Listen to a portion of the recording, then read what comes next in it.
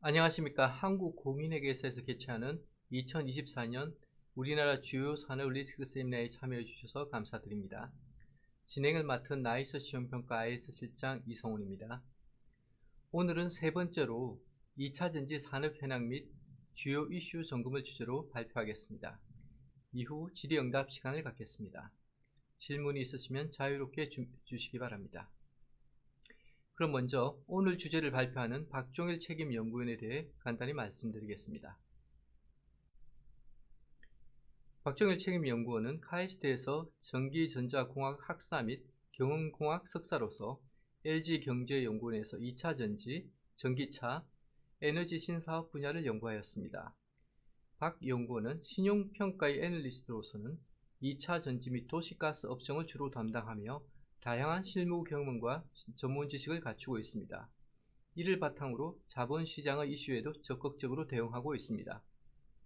박종일 책임연구원은 2024년 최근에는 2차전지 산업과 관련해 실적 부진 지속되는 가운데 주요 시장 전동화 정책 관련 높은 불확실성 존재라는 연구 보고서를 발표하였으며, 또한 전기차 캐즘과 중국의 성장세, 국내 2차전지 산업 경쟁력은 충분한가, 중국 공급 가행 심화와 2차전지 산업의 크레딧 리스크 등 깊이 있는 다양한 연구 보고서와 더불어 공급 능력 확대 중 나타난 전기차 성장 약화, 그 영향과 전망을 주제로 세미나를 통해 자본시장과도 활발히 소통하고 있습니다. 이제 오늘 주제인 2차전지 산업 현황 및 주요 이슈 점검을 주제로 박종일 책임연구원의 발표를 시작하겠습니다. 예, 안녕하세요. 저는 나이스 신용평가 기업평가본부의 박종일 책임연구원입니다. 오늘 2차전지 산업 현황 및 주요 이슈 점검이라는 주제를 가지고 발표를 진행을 하겠습니다. 최근에 어떤 2차전지 산업의 어떤 현안이나 어떤 이슈 등에 대해서 좀 이해하시는 데 도움이 되시기를 바라겠습니다. 오늘 발표드릴 내용은 다음과 같습니다. 먼저 2차전지 산업에 대해서 간단한 내용들을 좀 이해를 위해 설명을 드리고요. 그 다음에 이제 2차전지 산업의 어떤 최근 현황에 대한 내용을 말씀을 드리고, 그 다음에 이제 개별 기업의 내용으로 좀 들어가서 주요 기업들의 어떤 실적이나 기업들 간의 어떤 사업적인 차이 등에 대한 내용을 좀 말씀을 드리고, 그러고 나서 이제 마지막으로는 최근 여러 가지 2차전지 산업의 여러 이슈 등에 대한 내용을 좀 점검을 하는 내용으로 오늘 발표를 진행을 하려고 합니다. 먼저 그래서 2차전지 산업에 대한 어떤 제품의 특징이나 산업의 특징 등에 대한 내용을 먼저 말씀을 드리도록 하겠습니다. 먼저 저희가 어떤 전지라고 불리는 이 전지에 대한 내용을 좀 말씀을 드리겠습니다. 이 전지라는 게 어떤 전극 간의 전위차가 발생하게 해서 전기 에너지를 만드는 장치를 전지라고 하고요. 이제 어떤 기존의 화학 에너지를 전기 에너지로 바꾸는 경우들을 화학전지라고 하고, 물리 에너지를 전기 에너지로 바꾸는 경우를 물리전지라고 합니다. 저희가 이제 원자력 전지라든지 태양 전지라든지 이런 것들이 물리적인 물리전지에 해당되고, 그리고 이제 일반적으로 제가 사용하는 이제 배터리 하는 것들이 이제 화학전지에 해당을 합니다. 그래서 이제 화학전지에서도 한번 사용을 하고 이제 다시 충전이 어려운 것들이 이제 1차 전지이고요. 충전과 방전을 여러 번 할 수 있는 제품, 이런 걸 또 2차 전지라고 합니다. 그래서 오늘 이제 저희가 발표드릴 내용은 이제 전지라고는 하지만 여기서도 이제 화학전지, 그 중에서도 2차 전지에 해당하는 내용을 중심으로 뒤에서 설명을 드리도록 할 예정입니다. 2차 전지는 또 이제 구성 재료에 따라서 여러 가지로 좀 나뉘어지는데요. 이 중에서는 최근에는 에너지 밀도나 수명 같은 게 우수한 리튬 이온 전지라는 게 주력 솔루션으로 부상을 해 있습니다. 예전에는 최초의 2차 전지라고 불리는 게 납축 전지라는 게 있었고요. 이게 지금도 자동차 시동용 전지 등에 사용을 합니다. 그런데 이제 어떤 성능 측면에서 리튬 이온 전지가 우수한 가운데 대량 생산을 통해서 가격도 저렴해지면서 이제 기존의 납축 전지를 대체해 나가고 있고요. 그 외에 니켈 카드뮴 니카드 전지나 니켈 수소 전지 같은 것들도 있는데, 이쪽에서 어떤 면도기라든지 몇 군데 제품에 사용되긴 하지만 어떤 유해성도 있고 그런 부분 때문에 거의 사용이 좀 많이 줄고 있습니다. 그래서 지금은 리튬 이온 전지가 주력 솔루션으로 구상이 되어 있습니다. 그리고 오른쪽 그림을 보시면 이제 2차 전지가 또 형태에 따라서도 여러 가지로 분류가 됩니다. 셀, 모듈, 팩 이렇게 나뉘어져 있고요. 셀들을 묶어서 이제 모듈이라는 걸 만들고, 이제 모듈들을 여러 가지를 조합을 해서 팩이라는 걸 만듭니다. 그리고 이제 이 팩이 전기차에 탑재가 되는 구조입니다. 그래서 저희가 이제 흔히 2차 전지 업체라고 하면 주로 이제 여기서 셀을 만드는 업체 혹은 셀이나 모듈까지 만드는 업체들을 주로 가리킵니다. 그리고 셀에 들어가는 여러 가지 소재를 만드는 업체들, 이 정도까지가 2차 전지 업체라고 분류가 되고요. 이 뒤에 있는 2차 전지 팩, 배터리 팩은 2차 전지라고 분류가 되긴 하지만 주로 이제 OEM이나 자동차 OEM이나 전문 패커들이 만드는 경우가 많습니다. 그래서 이제 주로 저희가 2차 전지라고 가리키는 내용, 그리고 오늘 저희가 설명드리는 내용에서 2차 전지에 대한 내용은 주로 앞에 있는 셀이나 모듈에 대한 내용이다 라고 이해를 해주시면 좋겠습니다. 2차 전지의 어떤 기본 구조를 좀 설명을 드리겠습니다. 2차 전지의 재료에서 이제 주로 4대 핵심 재료라는 것이 있어요. 여기서 이제 양극재와 음극재, 전해, 분리막 이런 것들이 해당을 합니다. 이 중에서도 특히 이제 원가나 성능 측면에서 가장 큰 영향을 미치는 소재가 양극재거든요. 양극재는 이제 셀 원가에서 30에서 40% 정도를 차지를 하고요. 그리고 주요 성능인 에너지 밀도라든지 등을 좌우하는 게 양극재이기 때문에 가장 중요한 소재로 양극재가 평가를 받고 있습니다. 오른쪽에 보시면 이제 양극재 종류별로 특징들이 나와 있어요. 그래서 어떤 양극재를 사용했냐에 따라서 그 배터리에 부르는 이름이 달라집니다. 예를 들어서 국내 기업들이 주로 하는 게 이제 3원계, NCM, NCA 양극재를 주로 만들고 이게 탑재된 배터리를 쓰는데, 그래서 우리 이제 그런 것들을 NCM 배터리, NCA 배터리라고 부르고요. 중국 기업들이 전부터 주력으로 해온 건 이제 LFP라는 양극재를 많이 사용을 했습니다. 그래서 여기서는 이제 리튬, 인산철로 만들어져 있어서 에너지 밀도나 출력이나 어떤 저온에서의 성능 특성 등은 좀 3원계 대비 불리합니다. 하지만 어떤 안정성이나 가격 측면에서는 메리트가 있기 때문에 최근에 이제 중국 기업들의 LFP의 비중이 많이 확대가 되고 있는 상황입니다. 2차 전지 쪽에서 저희가 이제 앞에 말씀드린 셀이나 모듈, 그리고 이제 셀의 재료인 재료 등이 이제 2차 전지의 범위다. 협의의 범위는 2차 전지 범위 여기까지라고 말씀드릴 수 있겠지만, 2차 전지의 그 밸류체인상 앞단과 뒷단의 것들, 예를 들어서 소재를 만드는 광물들이 있고, 그 다음에 셀이나 모듈을 활용한 이 앞에 전기차나 ESS 같은 어플리케이션, 그리고 여기 더 나아가서 다 쓰고 난 그 2차 전지를 이용한 어떤 특정 산업, 사용 후 전지에 관련된 밸류체인 등이 있는데, 이 밸류체인 간에 서로 유기적으로 작용을 하기 때문에 2차 전지 산업을 이해하기 위해서는 이 밸류체인 전체의 관계를 이해할 필요가 있겠습니다. 이 아래쪽에 리튬 이온 밸류체인을 보시면 먼저 광물 원자재 쪽 어떤 리튬, 니켈, 코발트, 그리고 흑연 같은 주요 이제 광물들이 이제 있어서 이걸 잘 조합을 해가지고 소재 등을 만들게 됩니다. 양극재나 분리막, 전해, 음극재 같은 이제 주요 소재들이 만들어지고, 이걸 조합을 잘 하게 되면 이제 배터리 셀이나 셀을 통해서 이제 모듈과 팩으로 이제 만들어지게 되겠죠. 그리고 이제 여기서 다음은 이제 이것들을 전기차에 적용을 하거나 ESS에 적용을 하거나 IT 제품 등에 적용을 하거나 해서 이제 사용이 되는 겁니다. 대략 비중은 한 전기차가 한 70% 조금 넘게, ESS와 IT 제품이 한 10에서 15% 정도씩 사용이 되고 있습니다. 그리고 최근에 주목받는 밸류체인이 이제 뒤쪽에 사용 후 전지, 사용 후 배터리에 대한 부분인데요. 다 쓰고 난 이제 배터리를 같은 용도로 재사용을 하는 거죠. 수명이 좀 여전히 남아있는 배터리를 재사용을 하거나, 혹은 이제 전기차용으로 썼던 거를 재제조해서 ESS나 다른 용도로 사용을 하거나, 혹은 성능이 좀 부족해서 다 쓰고 난 배터리를 이제 재사용을 넘어서 재활용, 리사이클을 하거나 이런 식으로 하기도 합니다. 그래서 이것들이 재활용된 건 다시 앞단에 광물 원자재 쪽으로 이제 광물을 뽑아내갖고 다시 배터리를 만드는 쪽으로 사용이 되고요. 이런 식으로 어떤 클로즈 루프를 형성하고 있는 게 현재 2차 전지 밸류체인의 특징입니다. 이런 부분에서 최근에는 미국이나 EU 같은 주요 국가들도 이제 2차 전지에 대한 규제를 펼칠 때 소재나 셀뿐만 아니라 이제 어떤 이 광물에 대한 부분, 그리고 사용 후 전지에 대한 부분에 대해서도 최근에 규제가 많이 확대가 되고 있는 게 특징이라고 할 수 있겠습니다. 2차 전지 산업의 특성을 좀 살펴보겠습니다. 먼저 이제 사업적인 부분을 말씀을 드리면요. 2차 전지는 현재 기술이 굉장히 빠르고 변하고 있다는 게 첫 번째 특징이라고 할 수가 있겠습니다.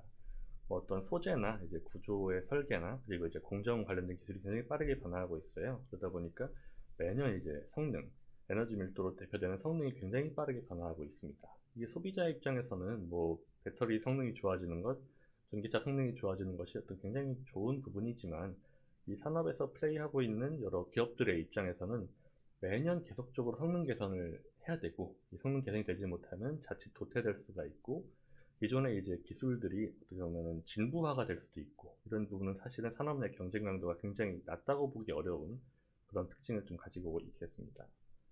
그리고 두 번째로는 지금 전기차의 성장성이 굉장히 높긴 하지만, 이 부분에 대해서 모두가 공감을 하시겠지만, 이 성장성의 어떤 근간이 정책적인 부분에 있다라는 것도 하나의 어떤 특징입니다. 생각해보면 이 전기차라는 것이 뭐 내연기관차랑 비교했을 때 여전히 좀 주행거리가 짧고요.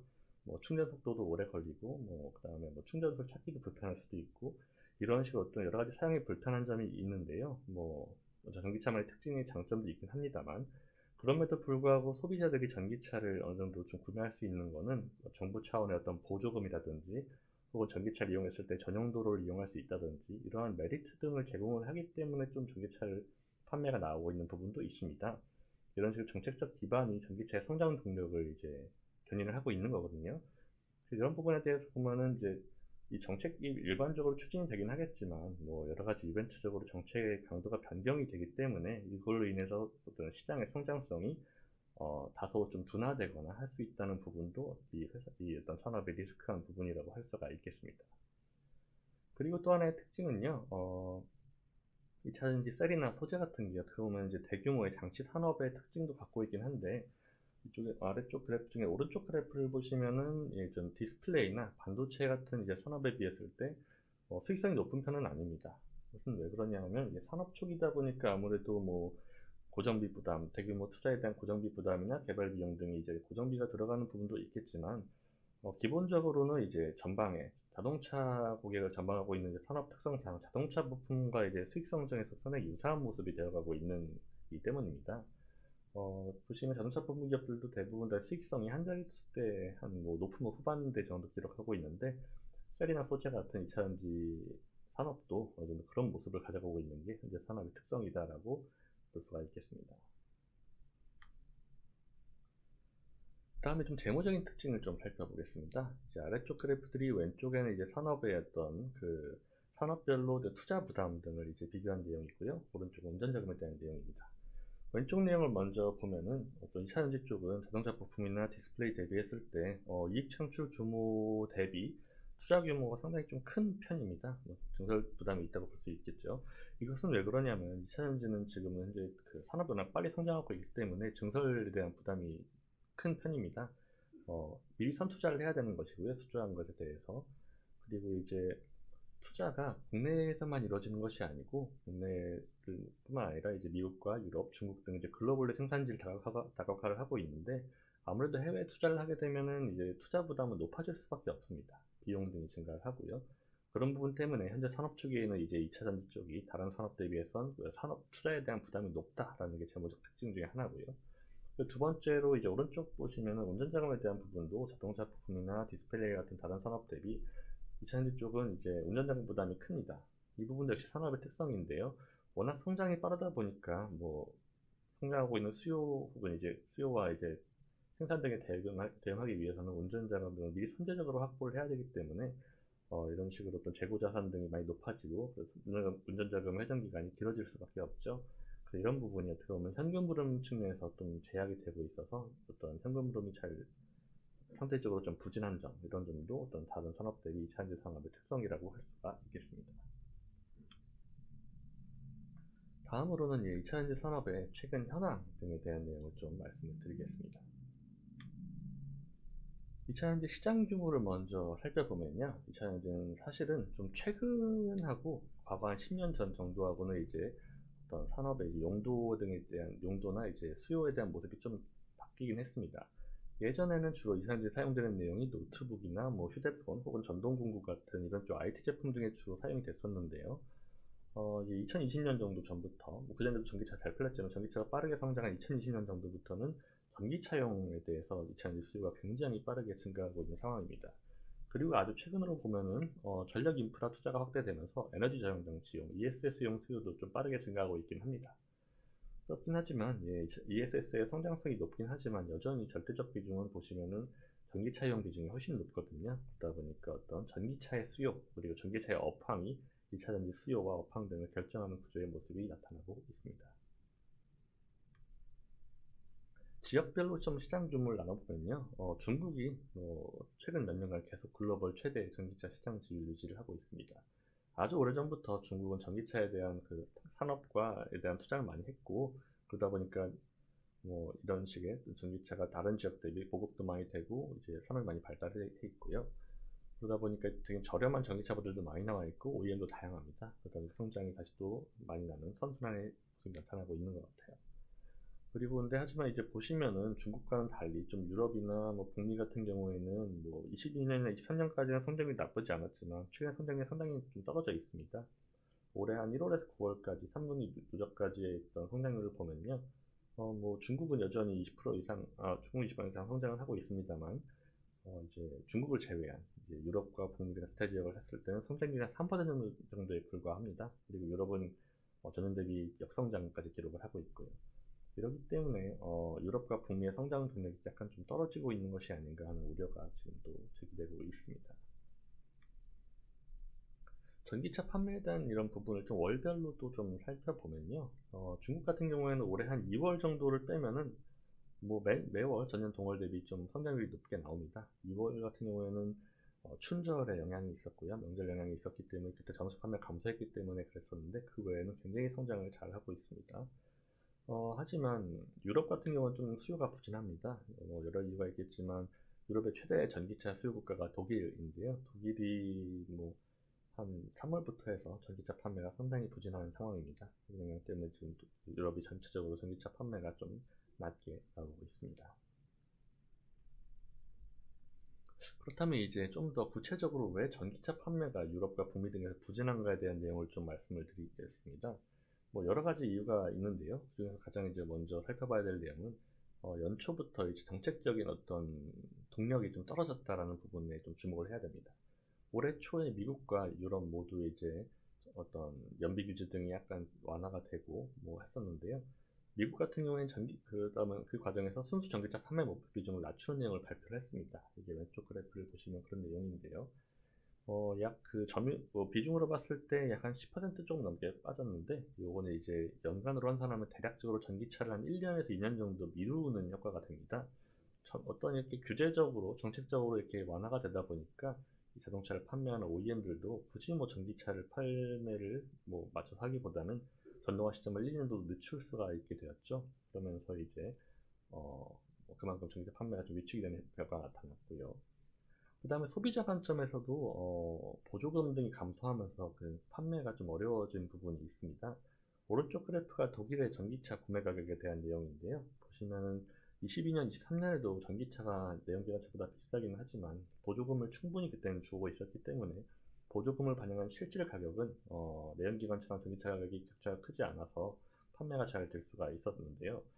독일이 2023년 12월에 이제 보조금이 일몰되면서 2024년에 제공하기로 했던 보조금조차도 일몰이 되면서 보조금이 사라졌고 전기차가 실질적인 가격 부담이 증가하게 된 겁니다. 그러다 보니까 판매가 많이 부진하게 되었고 전년 대비 오히려 역성장하고 있고요. 이런 점 때문에 유럽에서는 이제 전기차가 상당히 판매가 많이 낮아졌다 그런 상황이 되었습니다. OEM의 입장을 조금 더 살펴보면요. 이제 OEM은 사실은 전기차를 굳이 이제 서둘러서 전기차를 판매하고 싶지는 않습니다. 왜 그러냐면 OEM은 아주 오랫동안 내연기관차에 대한 투자를 많이 해왔죠. 그다음에 생산 시설도 그렇고 연구개발도 그렇고 많은 인프라를 확보를 하고 있습니다. 그리고 이걸 통해서 내연기관차를 판매하게 되면은 안정적으로 수익을 낼 수가 있어요. 근데 이제 반대로 전기차를 판매하기 위해서는 어떤 손해를 감수해야 하는 상황입니다. 이 왼쪽 그래프가 전기차 수익성에 대한 내용인데요. 보시면 예를 들어 포드 같은 경우에는 2022년에 전기차 수익성이 영업이익률 기준으로 마이너스 50% 가까이 되었었고 이것이 점점 좋지 않아져서 2024년 상반기 같은 경우에는 마이너스 200%까지 내려와 있습니다. 이게 최근에 테슬라나 BYD 같은 선도적으로 전기차를 잘 하고 있던 기업들이 공격적으로 가격 인하 경쟁을 하면서 업계 전체의 수익성이 전반적으로 좀 내려와 버렸습니다. 포드 같은 경우에는 올해 같은 경우에 전기차 쪽에서 가이던스가 영업 적자가 한 7조 원 정도가 날 것 같다고 발표를 하고 있습니다. 이런 상황이었었는데 정책적으로 이제 전기차 판매가 판매 본질적으로 완화가 되면서 판매를 굳이 하지 않아도 되는 상황이 됐다 보니 OEM은 이제 굳이 전기차를 서둘러 확대하기보다는 이제 그만큼을 내연기관차 판매를 줄이는 비중을 뭐 하이브리드를 늘리는 식으로 이제 대응을 하게 나가고 있고요. 그런 게 이제 여기 보시면 오른쪽 그래프에서처럼 내연기관차가 줄지만 그만큼의 하이브리드로 전환하고 있는 게 올해 어떤 OEM들의 전략적인 좀 상황이다라고 말씀드릴 수가 있겠습니다. 다음으로는 이제 2차전지 쪽 시장 점유율에 대한 내용을 좀 말씀을 드려보려고 합니다. 먼저 이제 셀에 대한 부분을 말씀을 드릴 건데요. 아래쪽 그래프는 왼쪽은 전기차 셀 어떤 마켓쉐어에서 글로벌 시장에 대한 부분이고요. 오른쪽 그래프는 그 어떤 마켓쉐어에서 이제 중국을 제외한 비중국 시장의 마켓쉐어입니다. 보시면 이 두 그래프의 공통점 보시면은 이 2차전지 셀 같은 경우는 상위 기업들 시장 점유율이 꽤 높다라는 것을 확인하실 수가 있게 됩니다. 보시면은 뭐 글로벌도 그렇고 비중국도 그렇고 상위 5개 기업이 점유율 합계가 80%가 넘고요. 특히 중국을 제외한 비중국 시장에서는 90% 가까이 됩니다. 특히 여기서 국내 기업들 뭐 LG에너지솔루션이나 뭐 SK온이나 삼성 SDI 같은 국내 3사 모두 시장 지배력이 되게 높은 편입니다. 중국을 제외하면 더더욱 그렇고요. 그런 부분 등을 감안했을 때 어떤 이제 뭐 최근에 업황 등이 좀 안 좋아진 면도 있긴 하지만 사업 어떤 경쟁력 자체는 이제 산업의 다이내믹스를 고려했을 때는 꽤 우수한 편으로 평가를 할 수가 있게 됩니다. 두 번째 부분 여기는 이제 소재에 대한 부분인데요. 여기서 그중에서 양극재에 대한 마켓 쉐어입니다. 왼쪽 그래프는 그 양극재에서도 이제 3원기 제품과 LFP 제품을 합산한 이제 마켓 쉐어이고요. 오른쪽 그래프는 이제 3원기 쪽의 이제 마켓 쉐어입니다. 앞에 셀 기업들의 마켓 쉐어랑 비교했을 때 특징은 이쪽은 상대적으로 기업들 간의 점유율 격차가 크지가 않나요? 뭐 상위 5개 기업의 점유율 합계를 보시면 20%에서 30% 되지 않습니다. 특히 이제 뭐 국내 기업들이 주력하는 게 이제 3원계 제품인데 이쪽에서 이제 에코프로 비행이 글로벌 1위를 하고 있고요. 그럼에도 불구하고 마켓쉐어는 사실은 9% 정도밖에 되지가 않았습니다. 셀 쪽과는 좀 다른 모습이죠. 이렇게 뭐 2위 기업, 3위 기업들과 큰 차이가 나지가 않기 때문에 경쟁 강도가 굉장히 좀 높다. 상대적으로 이런 게 이 양극재 시장 쪽의 특징이라고 할 수가 있겠습니다. 다음으로 이제 양극재 외에 이제 분리막이나 양극재 전해액 같은 다른 소재들을 말씀을 드리겠습니다. 이제 그래프를 보시면 이쪽은 경쟁 강도 측면에서는 양극재랑 비교했을 때는 그래도 상대적으로 어떤 상위 기업들의 점유율이 집중도가 높아서 경쟁 강도 자체는 양극재에 비해서는 좀 낮은 수준이라고도 평가할 수가 있긴 합니다. 그렇긴 하지만 이제 어떤 제품의 어떤 중요도, 원가나 성능 측면에서의 중요도가 양극재 대비는 좀 낮아요. 그러다 보니까 이 부품들은 전후방 어떤 밸류체인에서의 전후방 기업, 산업과의 어떤 교섭력 측면에서는 좀 우위에 있다라고 보기는 어려운 제품들입니다. 뭐 그런 부분에선 좀 불리한 점이 있고요. 그리고 또 이쪽들은 보시면 양극재 대비했을 때 중국에 대한 의존도가 굉장히 높은 편입니다. 각 소재들 뭐 대부분 1위 기업 모두 상해은첩이나 BTI나 틴치 등 전부 다 중국 기업들이고요. 뭐 상위 기업 다 차지하고 있고요.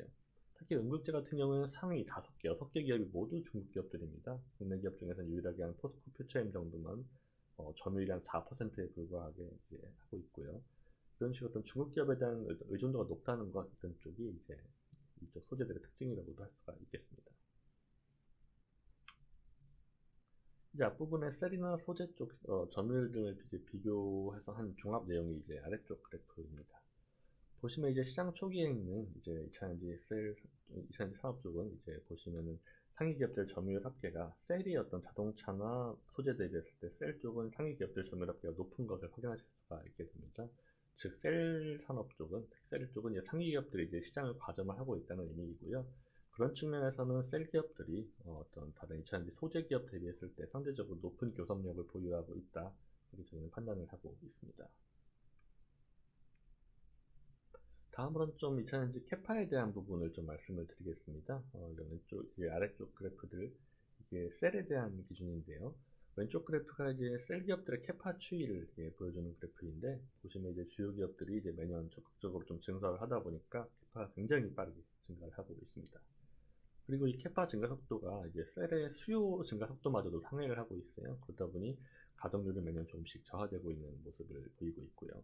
특히 중국의 이제 기업들 중에서 뭐 1위 CATL이나 뭐 BYD뿐만 아니라 뭐 EV 에너지나 뭐 CALB, 고션 같은 다른 2차전지 중국 기업들도 증설을 굉장히 적극적으로 하고 있어요. 그러다 보니까 캐파의 총량 자체도 많이 증가하고 있고요. 오른쪽에서 보시다시피 글로벌 캐파에서 중국이 차지하는 비중도 매년 지속적으로 증가하는 모습을 나타내고 있습니다. 그 다음 판매 가격 어떤에 대한 부분 좀 말씀을 드리겠습니다. 이제 왼쪽 그래프가 2차전지 가격, 팩 가격에 대한 부분을 보여주는 그래프입니다. 2차전지는 앞부분에 저희가 기술이 굉장히 빨리 발달한다고 말씀을 드렸었는데, 그런 식으로 기술이 많이 발달하면서 어떤 뭐 저가 소재도 많이 착용을 할 수가 있게 되고요. 그 다음에 공정 기술이 발달하고 규모 경제도 실현이 되고 하면서 점점 더 2차전지 가격은 빠르게 감소를 하고 있습니다. 그리고 이제 빠른 하락을 통해서 그래야 이제 전기차 가격도 저렴해지고, 전기차 가격이 저렴해져야 시장이 커져서 그걸 통해 또 규모의 경제를 만들어서 더 가격을 저렴하게 할 수 있기 때문에 OEM도 그렇고 2차전지 기업들도 그렇고 가격을 낮추기 위해서 어떤 굉장히 많은 드라이브를 하고 있는 상황입니다. 그러다 보니까 판가가 굉장히 빠르게 하락을 하고 있고요. 근데 이런 어떤 저희가 말씀드리는 것 중에 하나가 이 2차전지 가격 결정 구조를 좀 설명을 드려야 되는데, 이 가격은 이제 여러 가지 고려가 되긴 하지만 이제 주요 원재료인 니켈이나 코발트, 리튬 같은 이제 광물 시세와 연동이 되는 식으로 이제 가격이 나옵니다. 오른쪽 그래프를 보시면 이제 주요 광물인 니켈, 코발트, 리튬, 망간, 알루미늄 등의 시세를 보시면 이제 이런 변동이 있는데요. 이 변동이 되는 부분을 이제 가격에 반영이 되는 식으로 협상을 해서 어떤 원재료 값이 올라더라도 그만큼 이제 수익성이 상대적으로 안정적이 될 수 있게 hedging을 하는 식으로 계약을 하고 있습니다. 이런 부분이 특징적으로 나타났던 게 지난 2022년입니다. 2차전지는 지금까지 항상 매년 가격이 감소해 왔다가요, 지난 10년 중에 딱 한 번 가격이 상승했던 게 바로 2022년이었는데, 이때가 리튬 가격이 워낙 전기차 수요가 빠르게 증가하다 보니까 리튬 가격이 굉장히 빨리 올랐었습니다. 상대적으로 공급은 코로나 영향이 아직 좀 해소가 덜 됐고 공급 업체들이 공급을 늘리지 못하면서 리튬 가격이 올랐었거든요. 리튬 가격이 오르는 게 이제 2차전지 판가에 반영이 되면서 이제 유일하게 2022년에만 판가가 올랐던 적이 있습니다. 그래서 어떤 리튬 물차전지 업체들의 어떤 실적 혹은 이제 매출 등을 이제 분석을 할 때 이런 광물 가격이 굉장히 중요한 어떤 저희 확인해야 되는 지표로 보고 있습니다. 다음으로는 이제 주요 기업들의 어떤 실적 추이랑 그 다음에 주요 기업들의 어떤 기업들 간 사업의 성능의 사업의 어떤 특성의 차이, 경쟁력 차이 등을 좀 비교한 내용을 좀 말씀을 드리겠습니다. 먼저 셀 기업들의 매출 수익성 비교한 내용을 설명을 드리겠습니다. 여기서는 아무래도 매출액이나 그리고 성장성이나 수익성 이런 측면에서 모두 이제 중국의 CATL이 가장 우수한 수준을 기록을 하고 있습니다. 아무래도 CATL이 좀 수익성이 우수한 이유는요, 다른 이제 해외 기업들과 달리 중국 내수 위주로 사업을 하고 있어서 어떤 이제 효율성도 높고, 특히 이제 중국 내 워낙 이제 입지가 굳건하기 때문에 판가 측면에서도 굉장히 좀 우호적으로 잘 협상을 하고 있는 것으로 알고 있고요. 그리고 이제 무엇보다 이제 업스트림에 있는 데 투자를 많이 했습니다. 소재뿐만 아니라 광산 등에 대한 지분도 가지고 있고, 리사이클도 열심히 하고 있고, 그런 부분 등이 이제 반영이 되어서 어떤 수직 계열의 효과로 굉장히 비용적으로도 우수하기 때문에 우수한 수익성을 좀 가지고 있는 게 CATL의 특징입니다. 그리고 LG에너지솔루션이나 파나소닉이나 삼성 SDI 같은 기업들은 이제 포트폴리오 측면에서 자동차 전지뿐만 아니라 어떤 소형전지, IT용 제품들을 같이 하고 있는데, 이쪽이 수익성이 상대적으로 좋은 편이어서 어떤 그 수익성도 좀 상대적으로 괜찮은 편이고요. 반면에 이제 후발주자이면서 주로 중대형 전지 사업을 하고 있는 SK온이나 CALB 같은 경우들이 매출액 성장 등은 되게 빠르지만 고정비 부담은 또 한편으로는 높아서 피어 대비했을 때 수익성은 좀 낮은 것으로 나타나고 있습니다. 2차전지 기업들의 수익성에 대한 내용에선 최근에 이 IRA의 어떤 효과를 좀 설명을 하지 않을 수가 없는데요. IRA의 여러 가지 내용 중에서 이제 2차전지 셀 기업들이 미국에서 생산 및 판매를 할 경우에 세액 공제 혜택을 제공하는 내용이 있습니다. 이게 AMPC라고 해서 첨단 제조 생산 세액 공제 내용인데요. 약 셀 기준으로 한 킬로와트 시당 $35 정도씩 모듈이 추가된다면 $10가 더 주어지는 식으로 이제 주고 있고, 이게 최근에 2차전지 기업들의 수익성을 크게 보완하고 있습니다. 아래쪽 그래프를 보시면 이게 국내 3사의 어떤 영업이익을 AMPC와 AMPC 이외로 이제 구분한 내용인데요. 보시면은 이제 최근에 미국 내 생산 그리고 판매하는 셀 등이 많아지다 보니까 AMPC 등은 증가를 하고 있습니다. 여러 여러 가지 사업적으로 좀 최근에 어려움이 있다 보니까 AMPC를 제외한 수익성 자체는 좀 떨어졌는데 AMPC를 많이 또 인식을 한 덕분에 수익성을 보완을 하고 있고요. 그러다 보니까 LG 에너지 솔루션 같은 경우에는 이 AMPC를 제외하면 적자이지만 AMPC를 통해서 어떤 수익성을 보전하고 있고, SK온 같은 경우에도 적자가 지속되고 있지만 AMPC를 통해서 수익성을 많이 보완을 하고 있는 모습입니다. 다음으로 이제 소재 기업들 매출 수익성에 대한 내용을 좀 말씀을 드리겠습니다. 소재 기업 같은 경우에는 셀하고 비교했을 때는 수익성 자체가 높지가 않고 최근에 좀 많이 저하되는 모습을 보이고 있는데요. 뭐 여러 가지 이유가 있지만 무엇보다도 중국에서 이제 공급 과잉에 대한 영향이 셀보다는 소재 쪽에 좀 크고, 그리고 앞에 설명드렸던 대로 뭐 교섭력이라든지 이런 부분 등에서 소재 쪽은 조금 셀보다는 유리한 편이기 때문에 어떤 판가 경쟁들이 좀 어렵고요. 그럼 게다가 최근에 어떤 리튬 등 광물 가격 하락 영향 등이 또 겹쳐지면서 어떤 수익성 측면에서는 조금 저하되는 원인으로 좀 보여지고 있습니다. 그래도 그나마 좀 분리막 쪽에 대해서는 뭐 보시면 뭐 샘코프, 상해은첩 같은 경우는 수익성이 괜찮은 편인데, 이 분리막의 특징은 상대적으로 고정비 비용이 굉장히 높거든요. 그러다 보니까 가동률 변동할 때 수익성이 굉장히 이제 변동이 큰 편인데, SKI 테크놀로지 같은 경우에는 예를 들어 2022년 전에는 21년, 20년 때에는 가동이 잘 될 때는 수익성이 뭐 20% 이상씩 잘 나던 때도 있었지만, 최근에는 뭐 어떤 가동률이 좀 떨어지다 보니까 고정비 부담이 증가하고 수익성이 좀 안 좋아지는 모습으로 나타나고 있습니다. 다음으로 고객 포트폴리오 등을 좀 말씀을 드리겠습니다. 아래쪽 표가 이제 주요 OEM들하고 셀 기업들의 공급 관계를 나타내는 그래프인데요. 보시면 CATL이랑 그다음에 LG 에너지 솔루션이 가장 고객 관계가 다각화가 잘 된 모습을 보이고 있습니다. 이외에 뭐 BYD나 CALB 같은 중국 업체들은 주로 중국 OEM들과 거래를 하고요. 그 외에 이제 일본과 한국계 기업들은 다른 글로벌 OEM들하고 거래를 하는 식으로 좀 공급 관계가 나뉘어지고 있습니다. 이 중에서 특히 국내 기업들은 이제 OEM들과 JV 관계도 많이 구축하고 있다는 게 좀 고객 포트폴리오 측면에서 안정적이라고 보여지는데요. LG 에너지 솔루션 같은 경우에는 4개 기업이랑 JV를 하고 있고, SK온이나 삼성 SDI 등은 2개 기업과 JV를 하고 있습니다. 이를 통해서 뭐 수주 안정성이 확보가 되고, 운영 측면에서도 어떤 그 운영 효율성 제고를 위한 어떤 노하우 등도 공유가 되고, 이런 부분이 좀 긍정적인 부분으로 평가가 됩니다. 여기 나와 있지 않지만 소재 기업들은 이제 주로 보통 한 셀 두세 개 정도 셀 기업을 주요 고객으로 확보를 해서 납품을 하고요. 국내 회사들은 이제 주로 국내 셀 기업과 거래를 하고, 중국 소재 회사들은 중국 기업들과 거래를 많이 하는 식으로 지금 나타나고 있습니다. 다음으로 이제 글로벌 생산지에 대한 내용을 좀 말씀을 드리겠습니다. 이 아래쪽 그래프가 이제 주요 기업들이 어느 지역에서 주로 생산을 하는지를 나타내는 내용인데요.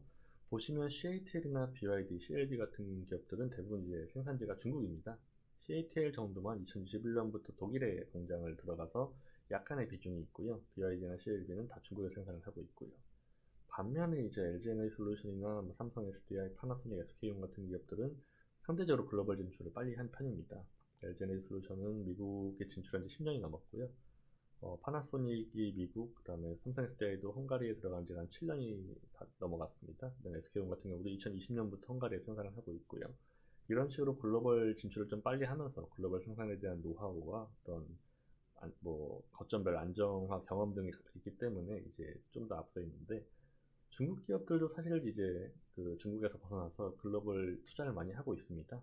뭐 CATL 같은 경우는 이제 폴란드에서 이제 2025년 후반 내년 2026년부터 생산을 할 예정이고, CLB도 마찬가지고 여기 나와 있지 않지만 ASC나 고션 등은 이미 유럽에 거점을 확보를 하고 있고요. 엑스볼트 등도 뭐 나올 예정이고, 그래서 이제 상대적으로 현재로서 이제 국내 기업들이 해외 경험이 앞서 있는 것이 맞지만, 중국 기업들이 이제 거센 도전을 하면서 이제 해외에서의 생산도 조금 경쟁이 좀 어떤 가열될 예정입니다. 물론 아무래도 이제 해외 생산이라는 게 쉽지는 않습니다. 뭐 일본 파나소닉도 그렇고 국내 기업들도 그렇고 해외 생산에서는 적어도 뭐 초기 한 2년 정도는 적자를 보면서 거기서 이제 환경에 대한 이제 적응도 하고 인력 관리 등 이제 어려움을 겪었던 바 있기 때문에, 중국 기업들도 해외 생산을 바로 시작한다고 해서 어떤 성과가 바로 나오기는 어렵지 않을까라고 판단이 되기는 합니다. 그렇긴 하지만 중국 기업들은 이제 중국에서 버는 돈이 많고 그렇기 때문에 이걸 바탕으로 해서 뭐 해외 생산에 대해서도 어떤 손해를 감수하고서도 적극적으로 이제 공격적인 가격 경쟁을 한다든지 등이 가능할 수가 있기 때문에, 이런 부분 등에 대해서는 조금 리스크가 있는 부분이다라고 말씀을 드릴 수가 있겠습니다. 다음으로 이제 제품의 포트폴리오에 대한 내용입니다. 이제 아래쪽 내용이 이제 셀 기업별로 제품 포트폴리오를 설명해 드린 내용인데, 특징은 한국이나 일본 기업들은 수요처별로 그리고 폼팩터별로 다각화가 잘 되어 있는 편입니다. 적어도 2개 이상의 수요처에 대응을 하고, 그 다음에 2개 이상의 어떤 폼팩터를 주로 대응을 합니다. 반면 이제 중국 기업들은 그런 부분에 대해서는 어떤 조금 부족하지만, 이 소재 측면에서 저가 소재 등에 대해서는 굉장히 다각화를 많이 나가고 있다라는 게 좀 특징이라고 할 수가 있겠습니다. 국내나 일본 기업이 이제 주로 3원계 제품을 썼지만, 이제 중국 기업들이 LFP를 시작으로 해서 어떤 저가 경쟁을 확보한 상황에서 최근에 CATL 같은 경우에 나트륨 이온 전지도 체리 자동차에 공급을 하는 등 이제 좀 더 솔루션이 다각화가 되고 있거든요. 이런 부분이 좀 중국 기업들의 특징이다라고도 좀 설명할 수가 있겠습니다. 다음으로는 이제 재무 안정성에 대한 부분입니다. 셀 기업들을 먼저 살펴보면요. 이제 국내 세계 회사 그리고 이제 중국의 CLB 같은 경우를 보시면은 이제 워낙에 투자가 많다 보니까 이익 대비 투자가 많다 보니까 매년 차입금 부담이 조금씩 늘어날 수밖에 없고, 그렇기 때문에 좀 이제 재무 안정성 측면에서는 조금씩 훼손이 되고 있는 모습이 나타나고 있습니다. 아마 CATL 정도는 워낙 수익성이 좋기 때문에 이걸 바탕으로 해서 재무 비율을 조금씩 개선을 하고 있고요. 파나소닉은 이제 배터리 사업 외에도 본원 사업이 이제 전자 사업 등이 있고, 그리고 이제 2차 전지에 대해서도 상대적으로 투자를 좀 보수적으로 하고 있으면서 이를 통해서 좀 재무 안정성이 우수한 수준을 좀 유지를 하고 있습니다. 그 다음에 이제 소재 기업들 재무 안정성에 대한 부분입니다. 이제 국내 소재 회사들은요, 다 수익성이 최근에 좀 저조한 편이긴 합니다. 그리고 그런 와중에도 좀 증설을 이제 계속 하다 보니까 차입금 증가가 계속되고 있는 모습이고요. 소재 쪽은 중국 회사들조차도 수익성이 좋지는 않습니다. 그러다 보니까 중국 회사들도 지금 다 재무 부담이 조금씩 증가하는 모습이 나타나고 있고요. 이 중에 일본의 아사히 카세이 정도만 이제 분리막 사업에도 본업인 화학 사업도 있고, 좀 투자도 좀 보수적으로 하고 있어서 상대적으로 우수한 재무 안정성을 유지를 하고 있습니다. 이런 부분은 감안했을 때 단기 실적을 조금 전망을 해보면, 2차전지 쪽이 앞부분에 설명드린 최근에 어떤 전기차 어떤 캐즘, 성장 이전 좀 둔화된 영향 때문에 가동률 등이 많이 하락을 했고, 그러다 보니까 좀 수익이 많이 떨어져 있는 상황입니다. 그래도 셀 기업들은 상대적으로 이제 북미의 신공장 가동하고, 그게 이제 출하량이 증가하면은 그만큼 이제 IRA, AMPC 혜택이 늘어날 거고, 이런 부분 등 감안했을 때 셀 기업들이 소재 기업 대비했을 때는 수익성이 나을 것 같긴 합니다.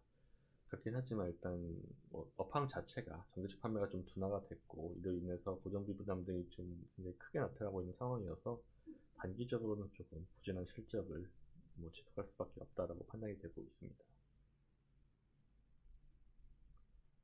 마지막으로 이제 주요 2차전지 관련해서 이슈들을 좀 점검을 해보도록 하겠습니다.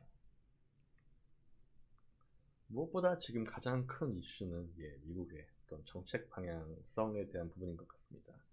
이번에 이제 미국 대선 결과로 이제 트럼프 정부가 2번째 임기를 이제 시작을 할 예정이게 되었는데요.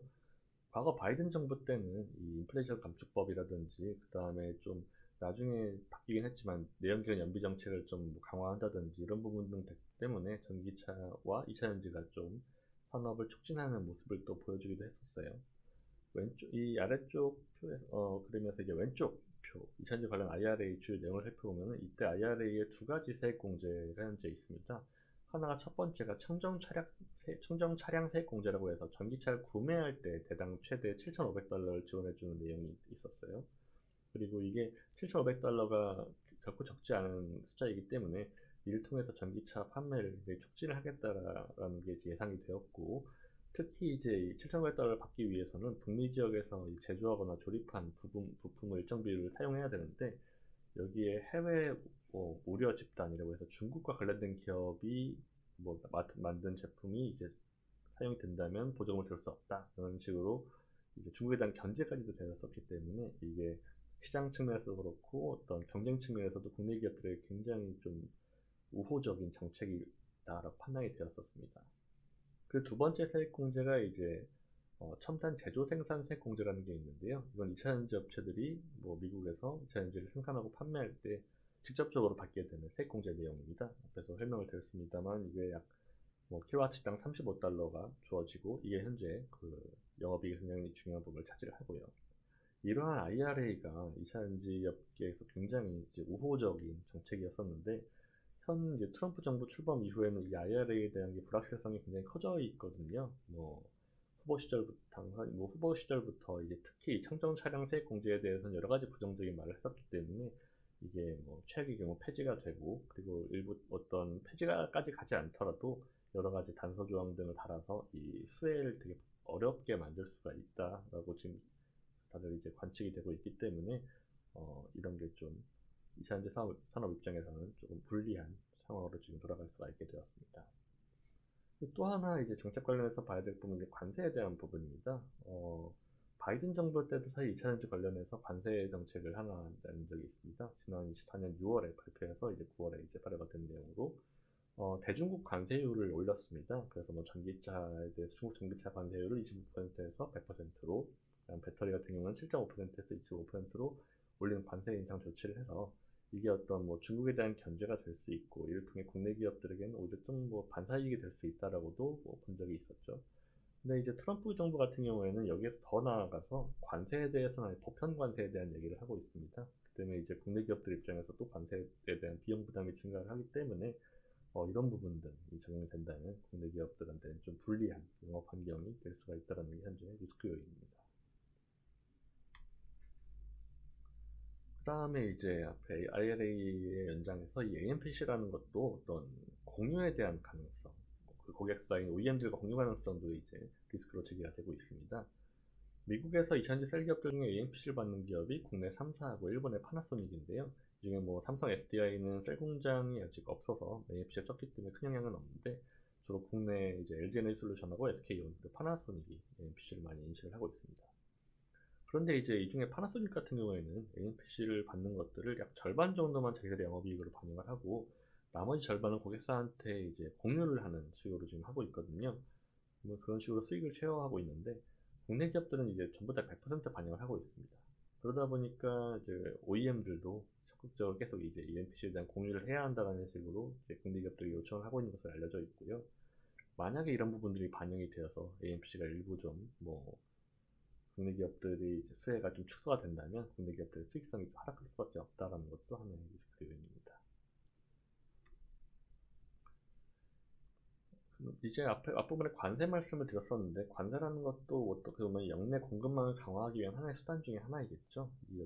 최근에는 이제 미국도 그렇고 유럽도 그렇고 역내 공급망 강화를 이제 많이 하고 있는 정책적으로 그렇습니다.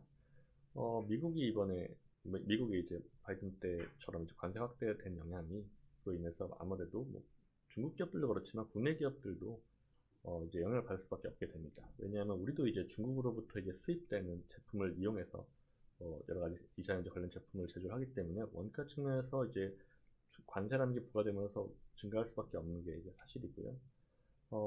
그리고 이제 비용이 증가할 수도 있지만 중국 제품 사용 자체가 어려워진다면 대체되는 이제 밸류체인을 또 발굴을 해야 되는데, 그 자체도 이제 어떻게 보면 그 과정에서 조달 비용이나 투자비, 그리고 제품의 개발 비용조차도 이제 증가할 수가 되는 부분이어서, 그런 부분도 어떻게 보면 국내 기업들에게는 좀 불리한 환경으로 적용을 할 수가 있게 됩니다. 다음으로 이제 공급망의 의존도에 대한 부분이 또 하나의 이슈입니다. 이 아래쪽 그래프를 보시면 각 2차 전지 밸류체인별로 했을 때 어떤 생산 규모로 상위 3개국의 비중을 나타내는 내용입니다. 보시면 이제 2차 전지 소재 쪽은 대부분 중국 비중이 엄청 높고요. 광물에 대해서도 광물 채굴 쪽은 흑연을 제외하면 중국의 비중이 높지 않지만, 코발트 같은 경우에는 DR 콩고, 그리고 리튬 같은 경우에는 칠레나 호주, 그리고 니켈은 인도네시아 같이 특정 국가에 대한 비중은 상당히 높은 편입니다. 그래서 상위 3개 국가 비중으로 봤을 때 거의 모든 밸류체인에서 70% 이상이 3개국에 어떤 집중이 되어 있고요. 만약에 최근에 어떤 관세를 포함해서 어떤 공급망 이제 변경이 필요해지는 시점이 됐을 때, 우리가 중국뿐만 아니라 중국의 다른 어떤 공급망 변화가 사실은 쉽지 않은 게 이런 모습 때문이고요. 그래서 이제 그런 부분을 그럼에도 변경이 필요하다면 여러 가지 비용이나 부담이 증가할 수밖에 없는 게 현재 어떤 이슈 상황입니다.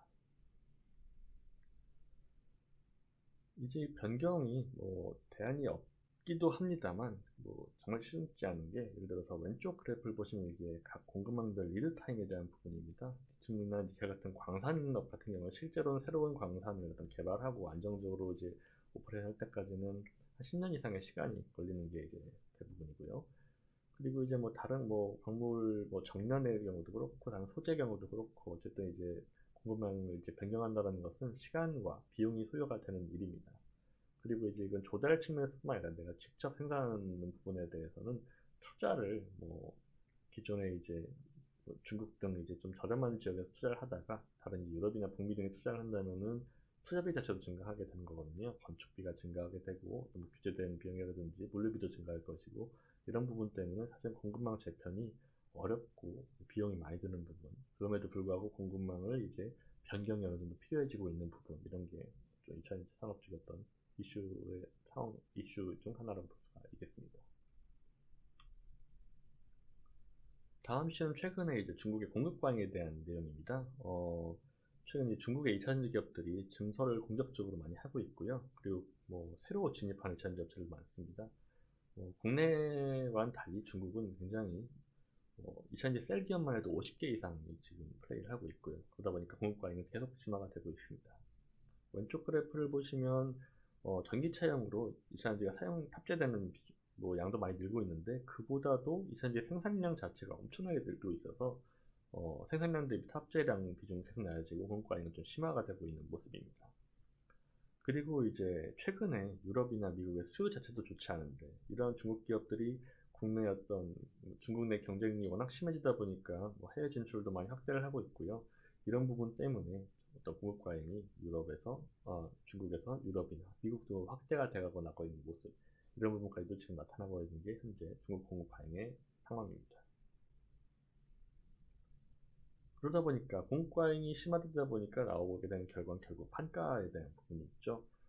왼쪽 그래프가 이제 최근 월별로 중국의 2차전지 셀 가격의 시세 추이인데요.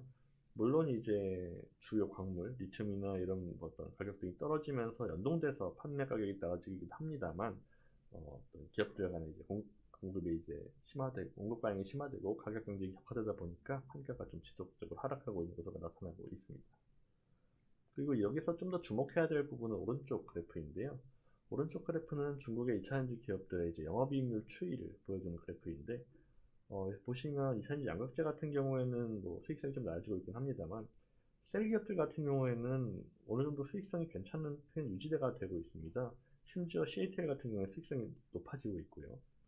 이렇게 판가가 감소하고 있는 와중에도 여전히 수익성을 우수하게 유지하고 있다는 것, 이런 부분은 여전히 좀 추가적으로 판가를 인하할 수도 있다라는 여력이 존재한다는 것이기 때문에 이런 부분에서 국내 기업들에게 어떤 위험 요인으로 평가가 될 수밖에 없습니다. 다음으로는 최근에 이제 LFP에 대한 우려도 많이 제기가 되고 있죠. 국내 기업들은 3원기를 주로 하고 중국 기업들은 주로 LFP를 주로 했었는데 뭐 이제 국내 기업들도 LFP를 많이 하겠다고 나서고 있습니다. 먼저 ESS용을 시작을 해서 전기차용으로 확대 적용을 하려고 하고 있고 LG 에너지 솔루션 같은 경우에는 뭐 르노 등 해서 LFP 관련 수주 등을 발표를 한 바가 있습니다. 이 LFP에 대해서 이제 어떤 우려 등을 하는 목소리에서는 워낙 LFP가 가격이 저렴하고 하다 보니까 LFP의 비중이 워낙 높아지고 있고 이걸로 인해서 뭐 전 세계 이제 주요 솔루션이 3원기에서 LFP로 넘어가면서 기존에 3원기에 투자했던 여러 뭐 생산 설비라든지 기술적인 뭐 자산이라든지 이런 것들이 다 진부화가 되고 국내 기업들이 조금 밀려나는 것이 아니냐라는 식의 우려도 존재하기는 합니다. 그렇긴 하지만 사실은 이 둘은 기술적으로 장단점이 좀 명확히 나뉘어 있는 솔루션입니다. 여전히 3원기가 LFP 대비 장점 등이 있거든요. 에너지 밀도가 우수하고요. 출력 특성도 좋고, 특히 이제 겨울철에 저온 성능 같은 경우에는 LFP가 상당히 불리한 부분이 있고, 그리고 무엇보다 경제성 측면에서도 뭐 한번 사용하기에 LFP가 저렴하긴 하지만 이제 점점 리사이클, 재활용에 대한 어떤 규제 등이 강화되고 있는데 그런 점 고려했을 때는 LFP는 재활용에 대한 경제성이 낮고 3원계가 그 부분에서 유리하기 때문에 그런 부분까지 고려를 한다면 둘의 또 가격 격차는 어느 정도 줄어들게 됩니다. 물론 지금은 워낙 그 전기차에 대해서 가격이 굉장히 중요한 팩터에 시장이 되어 있고 그러다 보니까 가격 경쟁력이 우수한 LFP에 대한 관심이 굉장히 높아져 있는 것은 맞는데 둘은 이제 서로 명확한 장단점이 있는 솔루션이기 때문에 앞으로 뭐 자동차에 적용됨에 있어서 뭐 저가 전기차에 대해서는 LFP를 적용을 하고 뭐 다른 세그먼트에서는 뭐 3원기에를 적용한다든지 이런 식으로 둘은 이제 각각의 장점을 기반으로 시장을 좀 양분해 나갈 것 같다라고 좀 생각이 되고 있습니다. 다음으로 이제 전기차의 성장에 대한 부분이 있죠. 전기차가 어쩌면 지금 다시 성장성이 회복이 되어야 업황이 개선이 될 텐데, 지금 문제는 중국의 뭐 글로벌 전기차 성장 자체가 나쁜 것은 아닙니다. 중국은 성장을 잘하고 있기 때문인데요. 문제 이제 중국은 사실은 근데 국내 기업들이 들어가기 상당히 어려운 시장입니다. 왼쪽 그래프가 이제 중국의 2차전지 시장의 마켓 쉐어인데요. 보시면 LG 에너지 솔루션 정도만 2% 정도 점유를 하고 있고 나머지 기업은 전부 다 중국입니다. 그러니까 국내 기업들 입장에서 중국의 시장에 들어가는 것은 현재 매우 힘든 상황인 거죠. 그렇기 때문에 중국을 제외한 북미나 유럽 그리고 기타 지역에서 시장 성장이 돼야 되는데 오른쪽 그래프를 보시면 이쪽 시장들은 최근에 다 성장률이 좋지 않습니다. 중국 정도를 제외하면 성장률이 많이 내려가 있고 특히 유럽은 이제 오히려 역성장을 겪을 정도 성장률이 좋지가 않습니다. 이게 다시 반등이 되어야 하는 상황인 거고요. 특히 이제 경쟁 강도라든지 그 다음에 뭐 세액 공제를 받을 수 있다든지 그리고 이제 성장성 등 측면에서 북미 시장이 어떤 데보다 좀 성장 잠재력이 있다고 보여지기 때문에 북미 시장이 잘 성장해야 되는 게 국내 기업들에 있어서는 굉장히 중요한 부분이 되고 있습니다. 그렇다면 이제 북미나 유럽 등에서 왜 최근에 전기차가 판매되지 않는가에 대한 부분, 앞부분에 그 가격이나 어떤 뭐 정책에 대한 부분 말씀드렸습니다만, 좀 더 구체적인 내용을 말씀드리면요. 아래쪽 내용을 보시면 소비자들의 대상으로 이제 설문조사를 한 내용입니다. 왼쪽 표는 소비자들이 전기차를 구매하지 않는 이유를 조사한 것이고, 오른쪽 표는 소비자들이 전기차를 구매하려는 소비자들의 이제 이유를 설문조사를 한 내용입니다. 왼쪽 표에서 특이할 만한 부분은 미국이나 독일 등에서 이제 전기차 구매하지 않는 이유로 꼽는 것이 비용과 가격을 꼽고 있는데 중국 같은 경우에는 이쪽에 대한 비중이 낮습니다. 왜 그러냐면 중국은 지금 현재 전기차가 굉장히 저렴한 전기차가 많아서 내연기관차보다도 저렴한 전기차를 팔고 있거든요. 근데 미국이나 독일 등은 그렇지 않기 때문에 지금 전기차 판매가 좀 둔화되고 있고요. 그렇기 때문에 이런 부분 감안했을 때 북미나 유럽에서도 전기차 가격이 충분히 저렴해져서 내연기관차와 경쟁할 수 있는 수준이 된다면 중국과 같이 다시 이제 캐즘을 극복하고 성장을 좀 회복할 수 있는 모습으로 나타날 수가 있을 전망입니다. 그렇다면 그 시점이 언제가 되겠는가? 전기차가 언제쯤 이제 내연기관차들이 비용적으로 우수해질까를 살펴보면요. 이 아래쪽 그래프를 보시면 이게 내연기관차 대비했을 때 전기차의 비용 프리미엄, 그러니까 비용 격차를 나타내는 부분입니다. 이 시장별로 중국과 독일, 그 미국 시장별로 이제 나타나는 부분인데요. 예를 들어 중국 쪽을 보시면은 이미 소형차나 중형차 같은 경우에는 전기차가 내연기관차보다 이미 저렴합니다. 이제 뭐 가로축은 이제 운행 연수인데 뭐 운행을 오래 할수록 전기차가 당연히 유지비 등이 저렴하기 때문에 유리해지지만 뭐 당장 뭐 그렇지 않아도 1년만 해도 중국은 전기차가 이제 내연기관차보다 유리해지고 중형차 정도도 뭐 한 7년에서 8년 이상 타면은 뭐 내연기관차보다 전기차가 유리해지는 시장. 그렇기 때문에 중국은 전기차가 지금 잘 팔리고 있는 거죠. 뭐 독일 같은 경우에는 뭐 현재로서는 사실은 연료비, 유지비 등 고려했을 때 전기차가 내연기관차보다 경제적으로 불리한 것은 맞지만 대략적으로 한 2025년에서 2026년 이후 정도가 되면은 전기차가 내연기관차보다 유리해지게 됩니다. 그때쯤 되면은 이제 소비자들이 전기차를 좀 더 적극적으로 고려할 수 있는 시장이 되는 것이고요. 미국 같은 경우에는 뭐 워낙 유가 등이 저렴하고 그다음에 이제 뭐 전기차 자체가 이제 내연기관차보다 가격 격차가 크다 보니까 전기차가 내연기관차보다 유리하다고 보기 어려운 시장인데 현재로서는 뭐 전기차 구매에서 이제 IRA 세액공제 7,500달러를 반영을 한다면 경제성이 독일과 유사해집니다. 그러니까 여기도 한 2025년에서 2026년 이후가 된다면은 전기차가 내연기관차보다 유리하다고 볼 수가 있는 거고요. 그리고 전기차가 구매 가격 자체가 유지비 같은 걸 다 빼고 구매 가격 자체가 내연기관차보다 저렴해지는 게 한 2027년 이후 정도가 될 겁니다. 그때쯤 된다면 이제 전기차가 내연기관차 대비 어떤 우수한 경제성을 바탕으로 안정적으로 판매 성장이 나타날 것 같다라고 전망을 하고 있습니다. 또 하나 전기차 보급의 지원 요인으로 이 충전 인프라에 대한 부분도 하나 있는데요. 왼쪽 보시면 이제 그래프를 보시면 이제 뭐 글로벌 공용 충전기가 이제 매년 빠르게 확대되고 있는 모습입니다. 요 이제 꺾은선 그래프가 이제 성장률에 대한 부분인데 뭐 어쨌든 매년 충전기에 되게 많은 투자를 하고 있고 뭐 그러다 보니까 전기차도 많이 늘고 있지만 충전기에 대한 인프라도 굉장히 많이 투자를 하고 있는 상황이긴 합니다. 그런데 오른쪽 그래프를 보시면 이렇게 많은 충전기를 투자하고 있음에도 충전기가 그렇게 좀 부족 현상도 나타나고 있어요. 보시면 충전기 한 대당 전기차 대수는 점점 증가를 하고 있습니다. 그러니까 전기차가 워낙 빨리 이제 확대가 되고 있기 때문에 좀 그런 부분이 나타나고 있는데, 특히 보시면은 독일이나 미국 같은 경우에는 증가 속도가 좀 더 빠르죠. 그러니까 한 대당 많은 전기차가 이제 충전기를 가지고 경쟁을 해야 되는 시장이 되고 있기 때문에 점점 더 충전에 대한 불편함이 좀 나타나고 있는 모습인 겁니다. 이 때문에 어떤 전기차 보급에 대한 어떤 저해 요인도 되고 있고요. 반면 중국 같은 경우에는 굉장히 이쪽에 대해서도 투자와 인프라 구축을 잘 해놨기 때문에, 보시면 독일이나 미국 대비했을 때 충전기 한 대당 전기차 대수가 낮고요. 그래서 이제 충전에 대한 불편도 좀 적은 편입니다. 그래서 중국의 전기차가 또 많이 팔린다라고도 볼 수가 있겠습니다. 앞으로는 하지만 이제 전기차 자체가 성능이 좋아지죠. 그래서 일회 충전했을 때 주행 가는 거리도 증가를 하고, 그렇기 때문에 충전소에 들를 어떤 횟수 등이 좀 줄어들 것이고, 그다음 충전 속도 자체도 줄어들고, 그다음 충전기 자체도 인프라가 확대가 된다면 이제 이런 부분 충전에 대한 불편함은 뭐 시간이 걸리겠지만 점점 더 당연히 좀 해소가 될 수 있는 것으로 전망을 하고 있습니다. 그 다음으로 2000지 쪽의 이제 이슈, 투자와의 속도입니다. 워낙 이쪽이 투자가 많은 사업입니다. 과거에도 투자가 굉장히 많았고 이거에 대한 가동률에 대한 이슈가 있긴 했었습니다만, 과거에는 그래도 투자가 많더라도 워낙 전방 시장이 좀 빠르게 산업이 이제 고속 성장을 하고 있었기 때문에 혹시 좀 투자가 많이 들어가서 일시적으로 가동률이 좀 떨어지더라도 조금 지나면 가동률 회복을 할 수가 있는 시장의 상황이었습니다. 그런데 최근에는 이제 전방 시장 자체가 좀 둔화가 됐기 때문에 캐펙스가 지금 들어가서 투자가 많이 들어가갖고 가동률 자체가 만약 좀 낮아져 버리면 가동률이 다시 회복되는 데에는 좀 시간이 걸릴 수밖에 없는 그런 식으로 좀 시장이 좀 변해 있는 겁니다. 그래서 현재 같이 이제 수요 성장 둔화되는 시기에는 이제 캐펙스가 증가하게 되면 투자비를 회수할 하기 위한 이제 기간이 장기화가 될 수 있는 위험이 나타나고 있는 것이죠. 다만 이제 최근 워낙 시장 상황이 그러다 보니까 2025년 이후에는 대부분 2차전지 기업들이 다 투자에 대해서 속도를 조절하겠다라는 쪽으로 나타나고 있어서 아무래도 캐펙 자체는 좀 줄어들 것 같고, 그런 데서 좀 재무 위험을 잘 관리해 나갈 수 있을 것 같다라고 판단이 되기는 합니다. 그렇긴 하지만 어쨌든 시장 성장이나 이익 규모를 좀 상회하는 이제 투자가 지속된다면요, 재무 부담이 커질 수밖에 없고, 저희 이제 신용평가사 입장에서도 이런 것들을 신용도 측면에서 부정적인 요인으로 볼 수밖에 없게 되겠습니다.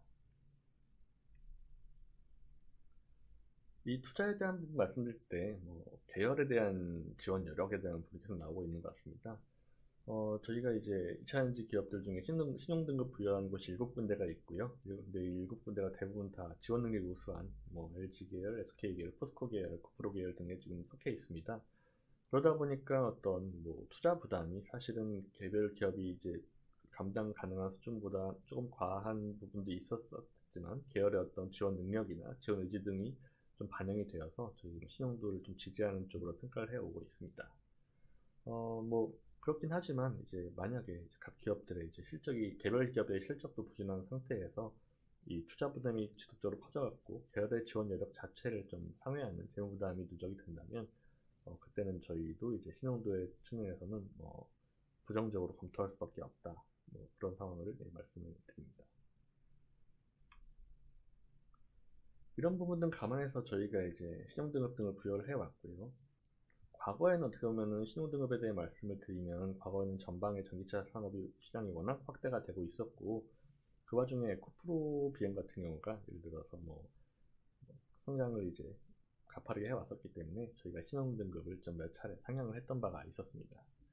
그런 바가 있었지만 최근으로만 본다면 최근에는 실적 자체도 과거 대비 좀 안 좋아진 부분이 있고요. 저하가 되었고, 그 다음에 친환경 정책도 아까 말씀드린 대로 일부 조금 후퇴한 부분이 있고, 그 다음에 워낙 신증설을 투자 부담은 줄였다고는 하지만 계속되고 있습니다. 그러다 보니까 각 주요 기업들의 신용도의 하향 압력이 좀 현재 상승해 있는 것이 좀 사실입니다.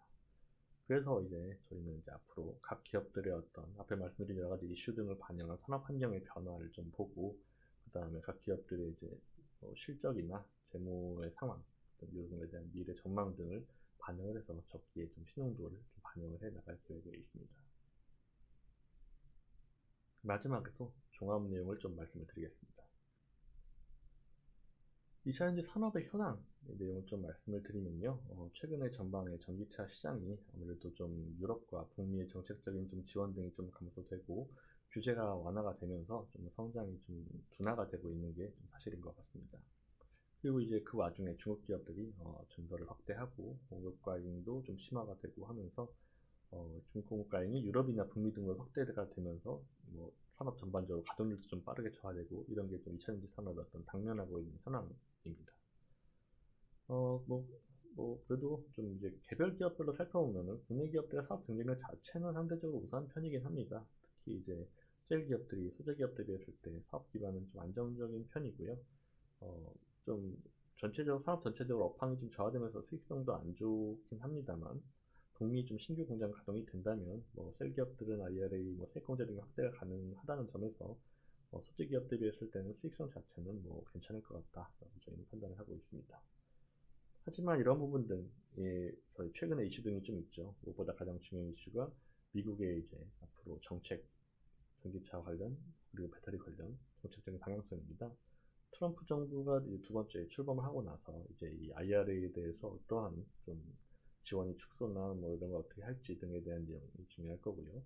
그다음에 뭐 관세에 대한 부분 나오고 있어서 이게 비용적인 부담이 반영이 된다면 또 이제 2차전지 업황 측면에서는 좀 다 부정적인 요인으로 작용할 수밖에 없을 전망입니다.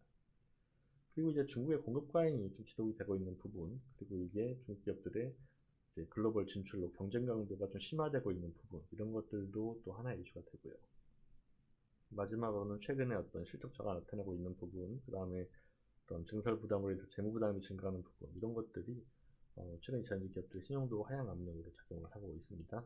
그래서 이제 저희가 이제 2차전지 산업의 현황이랑 그다음에 주요 기업들의 어떤 사업 경쟁력을 바탕으로 해서 이런 최근의 이슈 등이 이제 어떻게 좀 이제 전개돼 나갈지 등을 좀 면밀히 모니터링을 하고 이걸 통해 적극적으로 이제 적기에 신용도를 좀 반영을 해 나갈 것으로 좀 말씀을 드리게 되었습니다. 여기까지 저희가 오늘 준비한 내용입니다. 발표 여기서 마치고 지금까지 경청해 주셔서 감사합니다.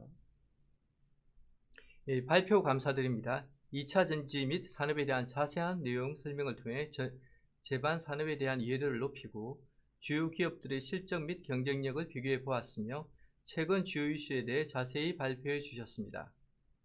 이제 질의응답 시간을 갖겠습니다. 궁금하신 내용에 대해 질문해 주시기 바랍니다.